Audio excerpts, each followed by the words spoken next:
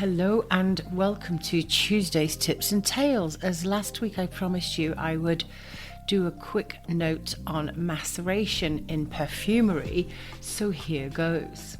So what is maceration? Well, imagine a beautiful melody, different instruments playing their individual notes. Maceration is like letting those instruments rehearse together.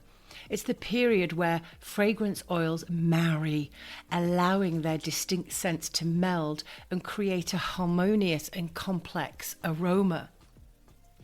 Think of a freshly baked pie. The crust and filling might taste good separately, but the magic happens when they bake together, creating a richer and more cohesive flavour. Experience and maceration works similarly for perfumes. We've all been there. We've made a stew, perhaps a lamb stew like my husband loves, or a corned beef hash that I love, or even a chicken curry. Now, all of these always taste better the next day. Why? Well, it's because the flavours have had a chance to come together and become harmonious and create this richer flavour profile. And it is the same for perfumes. And fragrance oils are a symphony of aromatic molecules, each evaporating at different rates. So like top notes, like citrus notes, are the first instruments we perceive. They're volatile and evaporate quickly. Heart notes, often spicy or herbal, take centre stage next, offering a more nuanced fragrance experience. Even heavier florals like jasmine and tuberose and frangipani are mostly heart notes, and they are taking on the heart of the fragrance. And base notes like vanilla or musk provide depth and longevity. So maceration, let's have a look at the magic behind the curtain. There's no wizard there, but there is magic. And during maceration, these molecules that I've just mentioned interact and find their sweet spot within the blend. Volatile top notes mellow, giving way to the heart and base notes, and this allows the fragrance to evolve over time, which in turn reveals its full complexity. Imagine a freshly brewed cup of coffee.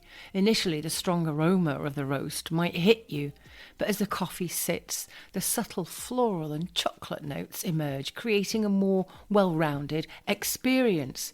Maceration is like that for perfume. The golden rule: patience is a virtue and a great fragrance.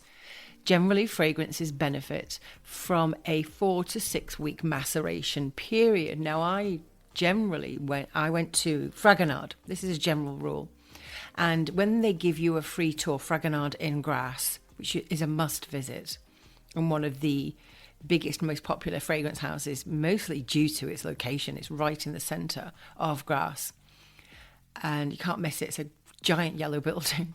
They give free tours, and in there they'll show you some of these tanks where they're storing some of their fragrance oils, and it will actually have a date on it of when they created it, and then it will have a date of when it's ready for it to be used and diluted in alcohol and then create a finished product. These are the neat oils in these huge vats that store hundreds of litres, if not 1,000 litres of neat blended fragrance oils. And some of them, I noticed when I looked at the writing, some of them had a maceration period of 4 weeks, some 5, and some 6. But they understand what this maceration period is, and they make a note of when it's hit that sweet spot. And once it's hit that sweet spot, they stop. They don't need to let it macerate any longer, and then they'll take it, dilute it, and create the finished fragrance. But this depends on the ingredients as well. Citrusy blends perhaps might peak sooner, while heavier oriental fragrances like amber and oud, they might require a little bit longer. There is a little tale that the legendary Chanel No. 5 is rumoured to have gone under a year-long maceration process before its iconic debut in 1921. Is this fact or is this fiction? I'm not sure, but it is a nice little rumour. But I'm absolutely sure that these days Chanel will not wait for a year, because a lot of times it's just not financially viable for a perfume house to undergo an extremely long maceration period of 1 year. And that's why they're using around 4 to 6 weeks is enough of a period for it to macerate. Because let's face it, no perfumes would ever get made if we waited for a year for it to macerate.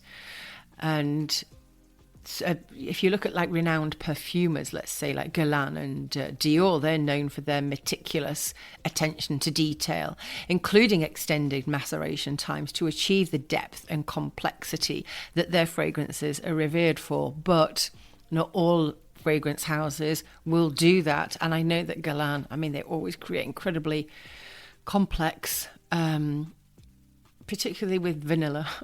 And do they overuse vanilla? Perhaps. But they are really quality fragrances. And is it because they are using this extended maceration time? Who knows? Maybe I'll get to interview Thierry Vasseur, who is the master perfumer for Guerlain. He joined in 2010. And maybe he knows the secret to their fragrances. So if you are an indie perfumer and you have the time to let this maceration process be extended, then by all means do it. But mostly commercially, 4 to 6 weeks is a good, viable time. The maceration process actually never really stops. It slows down immensely after this period, but that's why you get vintage perfumes, and over time they become darker and they become more richer and aromatic. But whether you are a seasoned nose or a curious beginner, it is essential for creating your own scent. So please resist the urge to judge your fragrance too soon. You need to let your blends macerate for these 4 to 6 weeks before making final decisions. Whether this is with your experimental diluted blend or whether it's with the final neat blend, you have to be patient. You really do have to do this maceration period, because you're going to be making a judgment call on something that might change after another couple of weeks. It might become better, it might become worse, it might need more modifications. But during this time, you can revisit your blend regularly and take notes on how the scent evolves. You know, does this initial harshness that you noticed in the beginning, does it soften? Do new notes emerge that you didn't notice before? And this olfactory journaling will help you to refine your creations. So make notes. You can either do it on a spreadsheet, Google Docs. I like to make notes on paper, and I have specific pads for them. You can have a filing system, whatever is most comfortable to you, but do this olfactory journaling of your fragrance and take notes of how it develops. And I would say take a note of how it develops over the first 24 hours.